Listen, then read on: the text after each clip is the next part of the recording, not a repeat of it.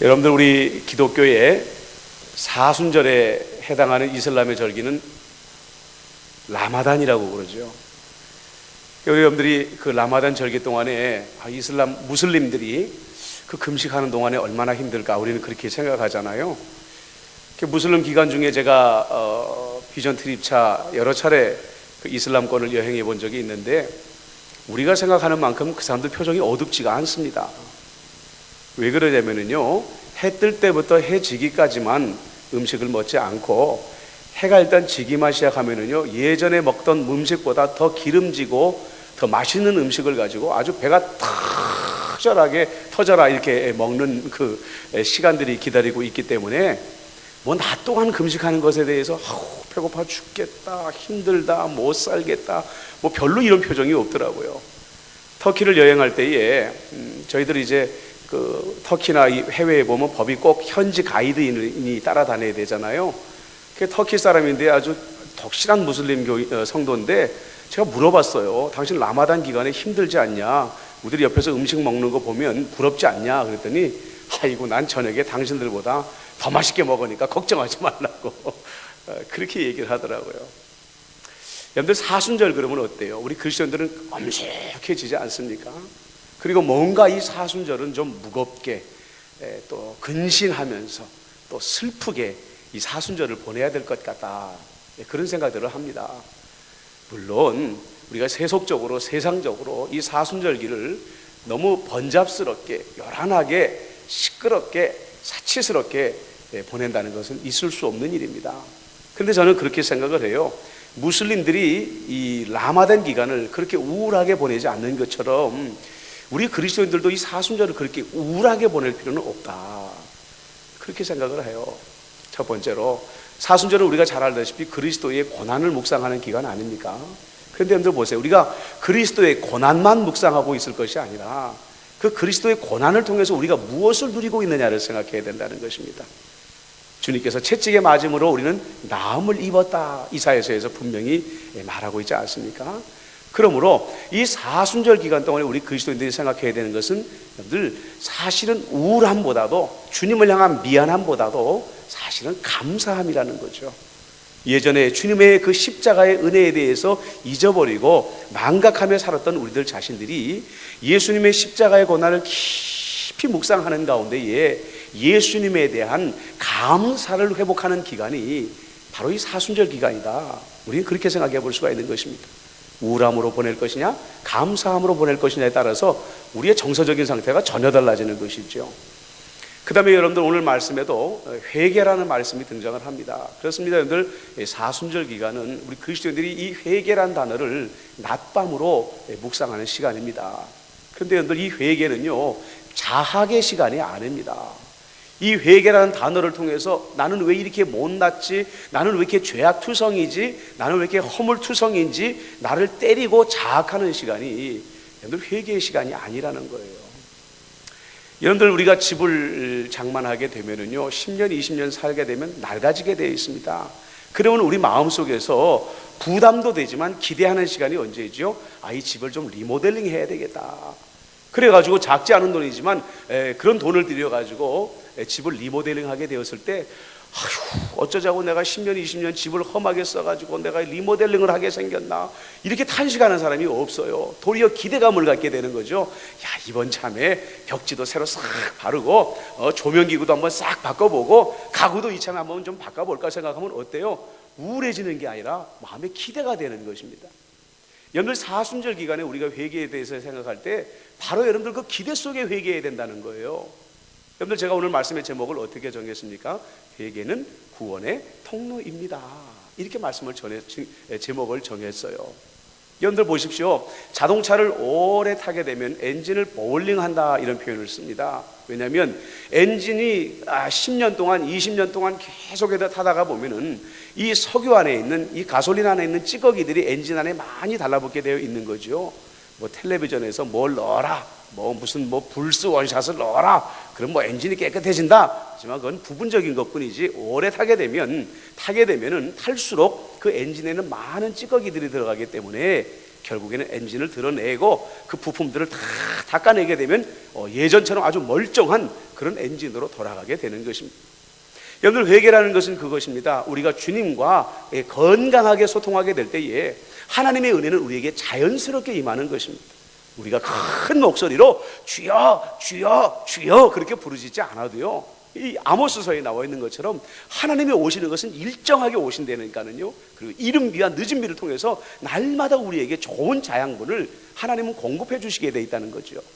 그런데 문제가 뭐냐면, 신앙생활을 우리가 오래 하다가 보면 이 회개를 정기적으로 하지 아니하다가 보면 어때요? 엔진에 찌꺼기가 끼는 것처럼 우리의 영혼 안에 원치 않는 찌꺼기가 끼게 된다는 것입니다. 그러므로 하나님은 일정한 시간에 빛도 주시고 일정한 시간에 비도 주신에도 불구하고 우리가 그 은혜를 받아 누리지 못하게 된다는 것입니다. 우리가 회개한다는 건 뭐죠? 우리 안에는 영적인 모든 숨겨졌던 허물과 이 죄라는 찌꺼기를 주 옆에 다 정직하게 내어놓음으로 말미암아서 예전에는 복에서 소외되어졌던 우리가, 은혜에서 소외되어졌던 우리가, 기쁨에서 소외되어졌던 우리가 복이 회복되어지고 은혜가 회복되어지고 기쁨이 회복되어지는 시간이라는 거죠. 사순절 이 40일 동안 어떻습니까? 우리의 영혼을 구석구석 다 점검해보고 깨끗이 닦아내게 되면은요, 이 회개가 우리를 구원으로 인도하는 통로가 되어줄 줄로 믿습니다. 은혜로 인도하는 통로가 되어줄 줄로 믿습니다. 기쁨으로 인도하는 통로가 되어줄 줄로 믿습니다. 그런데 여러분들, 이 회개가 유익한 것은 뭘까요? 이 회개를 남을 바라보고 있으면 유익이 되지 못한다. 무슨 말씀이냐? 여러분들이 회개에 관련된 가장 이 전문적인 사람들이 누구였을까요? 예수님 당시에 바리새인들이었어요. 왜냐? 이 사람들은 죄의 문제에 굉장히 민감한 사람들이었거든요. 자, 그럼 보십시오. 죄에 민감한 사람이었고 회개라는 것에 대해서 정통한 사람들이었다고 한다면 바리새인들은 당대의 누구보다도 구원을 누리고 은혜를 누리고 기쁨을 누리며 살아가야 되지 않겠습니까? 그런데 성경에 등장하는 이 바리새인들의 모습을 보면은요, 구원의 기쁨이 없어요. 은혜의 기쁨이 없어요. 기쁨 그 자체를 이 바리새인들의 모습 속에서 찾아볼 수가 없다는 거죠. 왜 그럴까요? 이 회개라는 것을 나에게만 적용시켜야 되는데 저 사람 왜 회개 안 하지? 저 사람은 왜 회개 안 하지? 저 사람은 허물이 있는데, 저 사람은 죄가 있는데 왜 회개 안 하지? 그 회개라는 틀을 남에게만 적용시키다가 보니까 결국 자기의 영혼을 정화시킬 기회가 전혀 없었다는 거예요. 이런 이야기가 하나 있더라고요. 아주 노 스승이 제자들을 가르치고 있었습니다.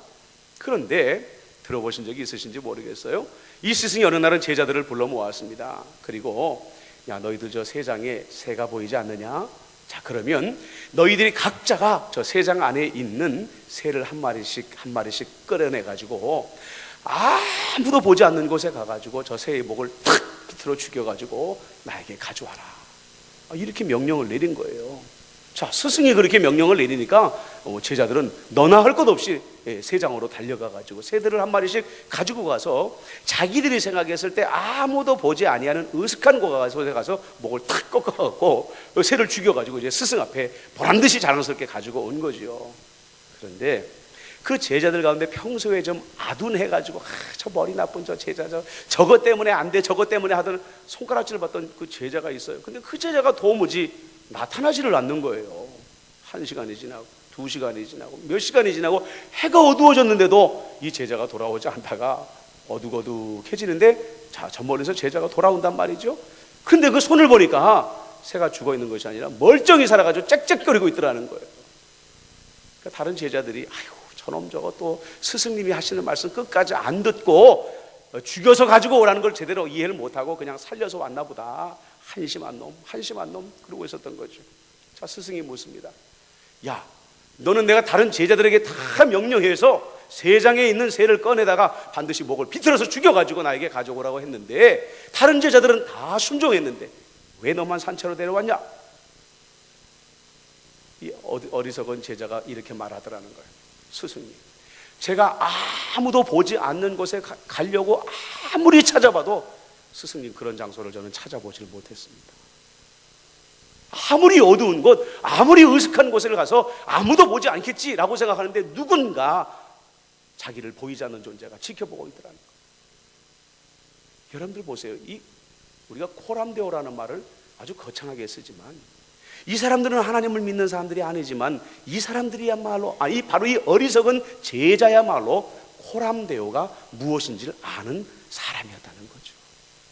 하나님이 보시지 않는 것은 없구나. 하나님이 지켜보시지 않는 것은 없구나. 남들의 허물을 바라보는 것이 아니라 내 허물을 바라보는 것이죠. 사람들의 눈에 띄지는 않았지만, 사람들이 눈치채지는 못했지만은 하나님이만이 알고 계시는 내 안에 많은 허물들, 내 안에 있는 많은 죄악들이 내 영혼 구석구석이 때처럼 끼어 있어가지고 그것이 나에게 복을 받고 은혜를 받고 기쁨을 받고 있었구나. 이것을 발견하는 것이 바로 사순절의 기간이라는 것입니다. 그러므로 여러분들, 사순절을 어떻게 보낼까? 너무 우울하게 생각하지 마세요. 너무 무겁게 생각하지 마세요. 너무 캄캄한 밤중처럼 그렇게 생각하지 마세요. 여러분들 이 사순절을 기회로 삼으시기를 바랍니다.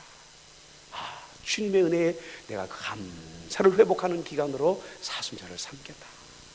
내가 정말로 이것저것이 막혀가지고 주님의 복과 주님의 은혜와 주님의 기쁨을 내가 제대로 누리지 못했는데, 내가 이 사순절 기간에 내 허물을 깊이 들여다보고 나의 죄악을 깊이 들여다봐서 깨끗이 청소해버려서 예수의 보혈로, 예수의 이름으로 깨끗이 청소해버리고 내가 하나님의 복과 은혜와 기쁨을 충만하게 누리는 사람이 되겠다, 이렇게 결단하시는 여러분들 되시길 주님의 이름으로 축복합니다. 기도하겠습니다. 좋으신 아버지 하나님, 제수요일을 시작하여서 이제 사순절이 시작되어집니다. 사순절, 이 기간을 우리에게 주심을 감사를 드립니다. 잃어버렸던 주님의 십자가의 은혜에 대한 감사를 회복하는 시간들 되게 하여 주시옵시고, 아버지 하나님의 영혼의 때같이 우리 안에 있는 허물과 깊은 죄악들, 오직 주님만이 아시는 그 허물과 죄악들을 우리가 낱낱이 다 깨닫게 하여 주시어서 그동안 막혀있던 복의 통로가 열려지게 하여 주시옵시고, 은혜의 통로가 열려지게 하여 주시옵시고, 기쁨의 통로가 열려지게 하여 주시어서 주님 안에서 새 삶과 새 생명과 새 은혜와 새 기쁨을 누릴 수 있는 이 사순절 되게 하여 주옵소서. 예수님의 이름으로 기도드립니다. 아멘.